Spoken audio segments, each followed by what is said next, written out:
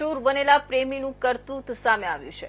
સુરેન્દ્રનગરના લીંબડીમાં મોડી રાત્રે પ્રેમિકાના ઘરે જઈ પ્રેમી યુવક જીવતો સળગ્યો। પ્રેમિકાને પણ સળગાવી દેવાનો પ્રેમી યુવકે પ્રયાસ કર્યો। બંને પ્રેમી અને પ્રેમિકા ગંભીર રીતે દાઝી જતા સુરેન્દ્રનગર હોસ્પિટલમાં સારવાર માટે ખસેડવામાં આવ્યા। શરીર પર જ્વલનશીલ પદાર્થ છાંટી અને તે પ્રેમિકાના ઘરે પહોંચેલા યુવકે બારણું ખખડાવી પ્રેમિકા બહાર આવતા જીવતી સળગાવી અને પોતે પણ સળગ્યો। હાલ બંનેની હાલત ગંભીર છે। પોલીસે તપાસનો ધમધમાટ શરૂ કર્યો છે।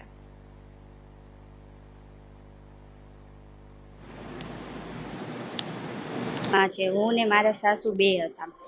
એને બાયનું ખખડાયું, પછી મેં બાયનું ખોલ્યું, પછી મારા સાસુ બહાર નીકળ્યા ને તો એને મને ધક્કો માર્યો અને મારા સાસુને પેટ્રોલ ને એવું છાંટીને જ આવ્યો હતો અને મારા સાસુને પકડી રાખ્યા અને પછી દિવાળી સળગાવી તો મારા સાસુના બે હાથ ને એવું બધું સળગી ગયું। પછી એ માટે અમે એમને સારવાર માટે મોટા દવાખાને લઈ ગયા।